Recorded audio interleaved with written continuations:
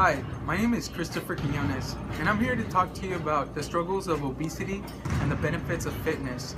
In my life, I've lived through both obesity and now I'm living through a life of fitness. And I'm going to talk to you a little bit about some statistics that I've found online that are pretty shocking, and I hope that you'll be able to learn a little bit more from this to promote a healthier lifestyle for you, yourself, and your family. So some of the statistics of obesity start with worldwide. Obesity has more than doubled since the 1980s. In 2014, more than 1.9 billion people 18 years and older were overweight. Of these people, 600 million people were obese. 39% of adults aged 18 years and over are overweight in 2014, and 13% of these people were obese.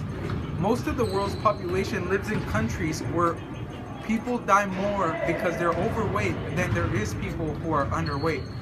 42 million children under the age of 5 were overweight or obese in 2013. These are some of the most recent statistics of obesity within the United States and around the globe. And I want to share a little bit about my story and how I struggled with obesity since I was a kid. By the age I was around 5th grade, I was already a size 36 in waist pants. I was about 250 pounds, and by the time I hit 9th grade, I was already at the 290 mark. By the time I graduated high school, I was at 315 pounds, and I stopped weighing myself then. Until the next time that I weighed myself, I was 319 pounds. So obesity was something that I struggled with early on since I was a kid, and some of the things that I struggled with were, of course, the bullying was a big one. I struggled with being bullied because I was overweight. I struggled a lot with exercises. Even though I was in various sports, I always struggled with my weight loss. No matter what programs they got me in, it seemed almost as if nothing seemed to work. And the struggles of obesity are so real because as a child and as an adult, it influenced the way I was even able to shop for clothes. I had to buy my clothes online because at the mall or at stores, it simply would not fit. So this was a real struggle for me, and eating almost gave me comfort in a world where I couldn't find none elsewhere. So I found comfort in eating and digesting food that I didn't really have to eat. And all this started since I was a kid. My parents, they always worked, so I found it very difficult for them to cook for me, so therefore I had to learn to cook on my own. Well, the bad part about that was that nobody taught me moderation. Nobody taught me what foods were healthy for me and what foods were not healthy for me. Simply, I saw the food, I cooked it, and I ate it. I mean, who doesn't like some baked goods or some real good Mexican food? So all this stuff was really attractive to me and eventually led me to be that overweight. Okay, the last time that I weighed myself after being so obese, I was working at a clothing company, and I remember weighing myself at that company, and I was 319 pounds. At this point, I realized that something needed to change. I was a size 46 in waist size, and I was really struggling even to walk. I mean, I was breathing heavily, my knees would hurt and my ankle would hurt. All these things were because of my overweight self-being during this time.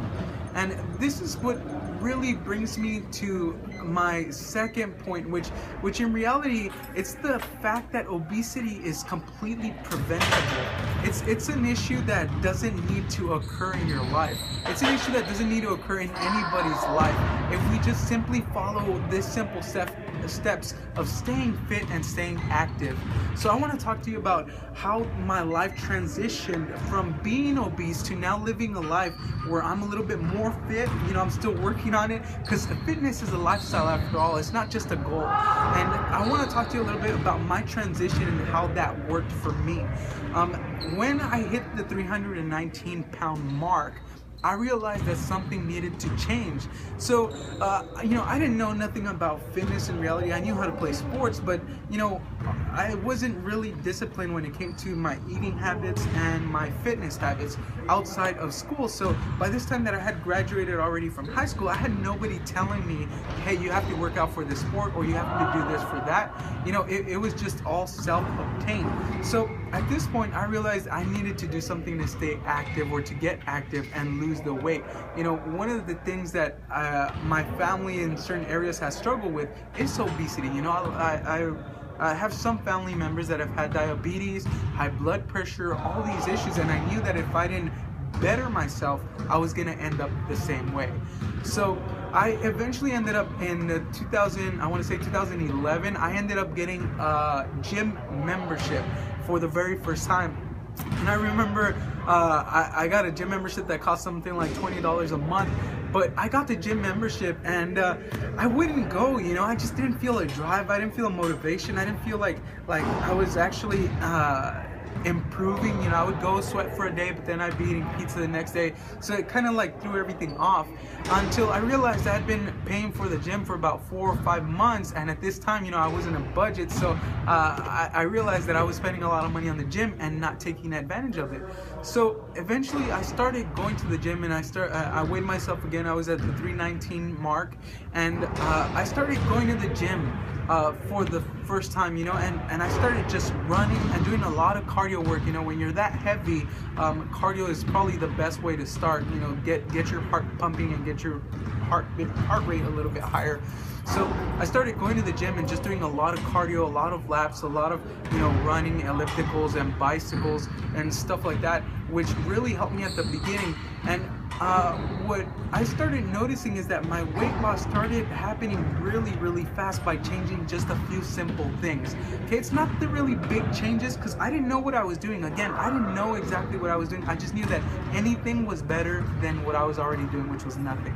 So I took initiative and I started changing some of the things that I eat. Simple things, like for example, I started changing the oils that I use when I cook.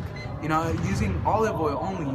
When it came to breads and my carbs, I started using only wheats and stuff that was made from whole grains instead of making it just processed flour. I cut down on the sugar a lot. Also, the biggest thing that helped me was not eating after 5 o'clock, not eating dinner. I mean, that is some of the most, the worst thing that you could do, because at that point you're digesting food and calories, which you're only going to sleep for, so you're not needing to waste or spend that much calorie intake. So I cut down on my eating, especially later at night. Had breakfast in the morning, had my decent lunch, you know, a lot of chicken, a lot of, you know, veggies and stuff like that, but nothing fried anymore. You know, I baked everything. I learned how to, you know, use the oven a lot more, and I learned how to use the grill. Get in love with the grill. So after making these changes, I started noticing my body started changing a little bit more. You know, I realized that I started losing a little bit more weight. And I remember the first time like it was yesterday. I remember from going from the 300s to the 200s and 90 something, you know, and that feeling for me was priceless, because I don't remember seeing the last time I was under 300 pounds.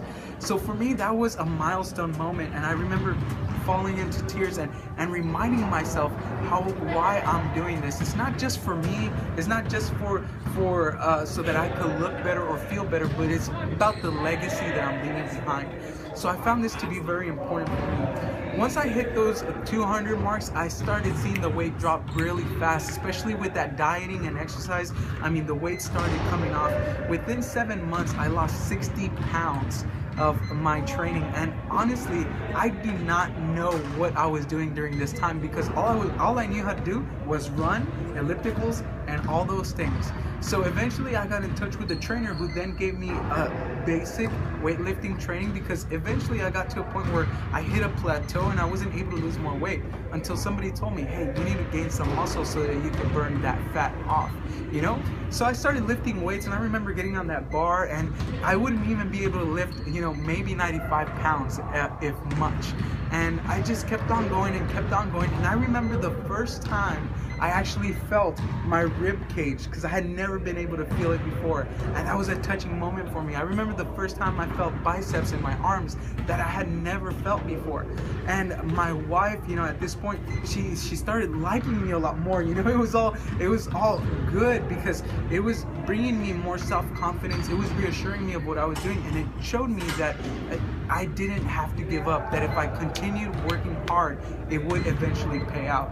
So I want to fast forward to where I'm at now. I'm at a total of 95 pounds of weight loss.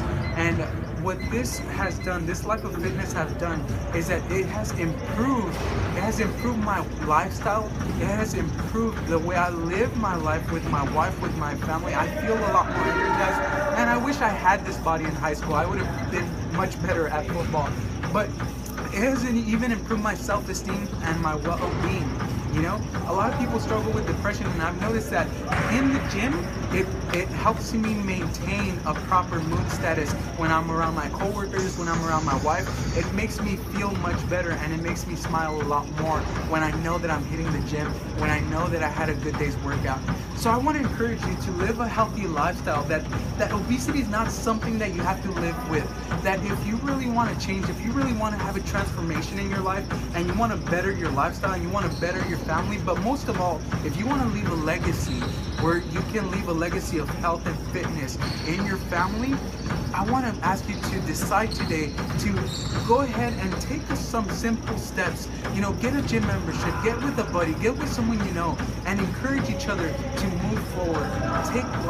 Take risks here in this life, and you will see that this lifestyle of fitness is going to benefit you in the long run. And I'm telling you, it's not over yet for me, and it's not over yet for you. You have an opportunity to move forward from obesity, to say no to all those things that are holding you back, and to get into the gym. And I want to encourage you, as a person who's been through it, I know the struggle is real, but I also know that success is available if you want it.